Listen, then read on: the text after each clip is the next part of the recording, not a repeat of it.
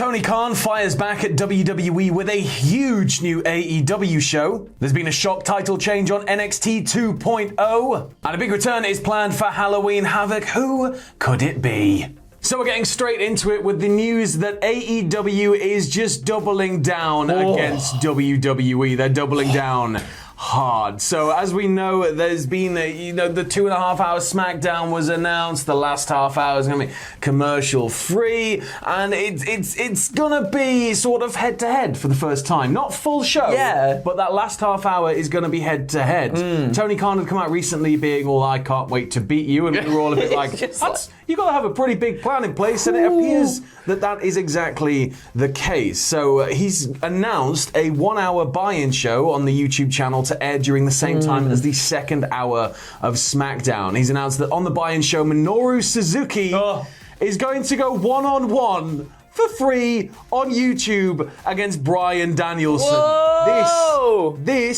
This is a dream match.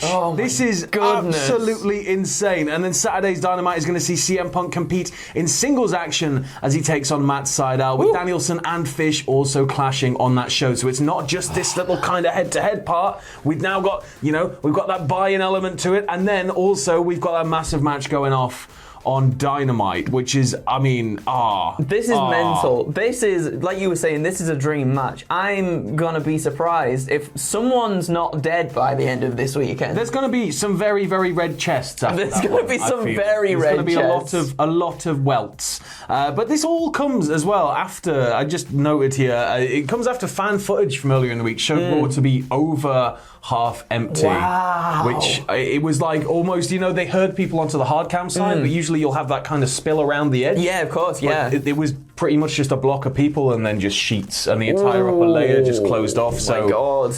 It's starting to get tense. It's starting to get very tense, and I think WWE personally, with stuff like this, Tony Khan just, as we say in the headlines, firing back there with a huge AEW show. WWE really needs to start kind of picking the ball back up again and doing something to counteract this, because this is insane. This is literally just mental that we get Danielson and Suzuki for free on YouTube.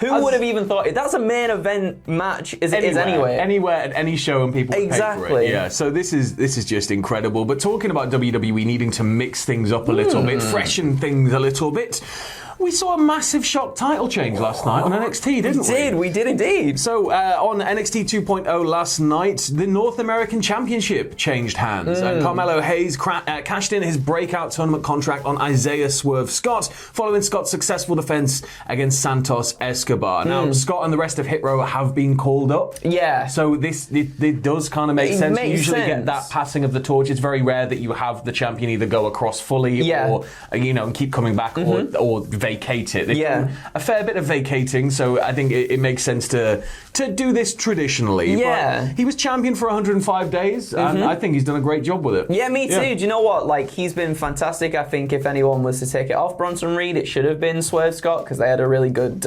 chemistry together in the ring, and they had a nice little feud and stuff. And I like the fact that it's gone to Carmelo Hayes, someone new in NXT, to really hammer home that we are building new stars in this revamped brand now. And Hayes has really proved himself as well. Like, he's had good matches against Kushida before, when Kushida had the Cruiserweight Championship, and against Adam Cole as well. Kind of like when Kurt Angle was kind of calling out, like, who's going to beat me? Who's going to beat me? And then John Cena comes out. And obviously Carmelo Hayes at the moment isn't John Cena level, but we'll see where that goes. But I'm really excited to see where this goes. I'm excited to see what Carmelo does. And all the best to him. Yeah. It's going to just be really interesting to watch, because now it feels like NXT 2.0 is really starting to pick up the pace a little bit. It's trying to really get itself across as something new and fresh, and this is exactly what we need for that to be cemented. But talking about NXT, of course, they've got Halloween Havoc coming up soon, and a vignette is teasing a returning star, and it aired last night on NXT 2.0. The video, it's somebody walking through kind of like an eerie setting. There's a bit of fog, a bit of mist, some dark trees. There's a shovel. There's somebody who's clad all in black, and they're kind of like a shadow. Yes.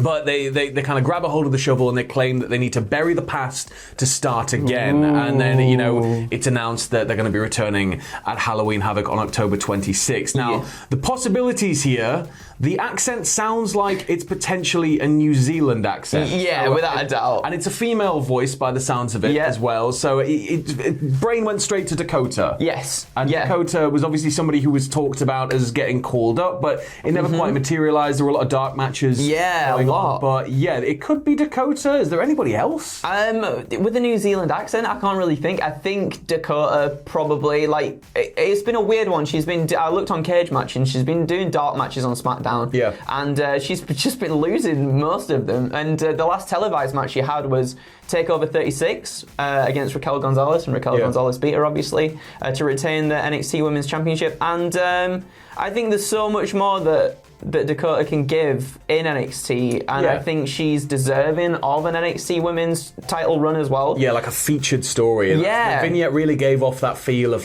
this is going to be, hopefully, fingers crossed, some kind of big shift in tone and something all new. So that's. I hope so, because we saw this with Elias as well, doing all his smashes guitar, buries his guitar. Elias is Where's dead. Elias? Well, he could very well be dead because he's not been on TV for a long time. I'm just excited to see what's going to happen with Elias, because there's all the talk that he's going to cut his hair, he's going to be completely different, it's going to be all new, and it's like, ooh. Is he going to be a New Zealander, Sam? Oh, maybe this is Elias. See, it could now. But I'm excited. If it is Dakota, I'm excited to see her again. And now with NXT 2.0 and just the women on that roster at the moment too, she's got potential to have feuds with an array of people and have fantastic matches. So I've got my fingers crossed that it's Dakota, at least anyway. Yeah, well, I mean, looking to Halloween Havoc in general, the final bits of news coming out of last night's NXT for now. WWE have announced 2 title matches for Halloween Havoc, and it's going to be, joining Tommaso Ciampa and Braun Breaker's NXT title match will be Mandy Rose challenging Raquel Diaz for the NXT Women's title in Spin the Wheel, Make the Deal. Woo! And then Gigi Dolan and JC Jane have challenged Io Shirai and Zoe Stark for the NXT Women's Tag Team titles. Ooh. Now, Halloween Havoc's I get excited for it now. Me too. I get excited for it every year. Me too. Anything can happen. It can. I like the idea of the wheel. The wheel just adds something new to a WWE pay-per-view that we don't really get very often, do it? It's got that element of Cyber Sunday. Exactly. To it. It's that kind of what are they going to choose? Exactly. So I'm really excited about this, and there's some fantastic matches on there. Tommaso Ciampa and Braun Breaker. Braun Breaker's been doing really good stuff since he's joined too. I know he's a big beefy boy. I'm not usually a fan of the big beefy boys, but he's a big beefy boy that I can be very behind. I was trying to put all the B's together there, and it didn't work, Sam. But we got there in the end. I mean, it's going to be amazing, and hopefully they utilise the Spin the Wheel, Make the Deal sort of gimmick a little bit more in Halloween Havoc. I know they did it quite a bit in last year's Halloween Havoc. Give us a whole pay-per-view of it. That would be so good, wouldn't it? It's just everybody gets to the ring, and then what is it? Boom, a cage descends. That would be so good. That would be so good. So please give us more of that. Imagine they did that. It was singles. Hell in a Cell. Whoa! I'd be down for that. But yes, any more news comes out of NXT, out of AEW, out of WWE, we'll of course keep you updated later on in the day. We'll try and get another video out, won't we? So, yeah. So yeah, have a good one. Catch you in a bit.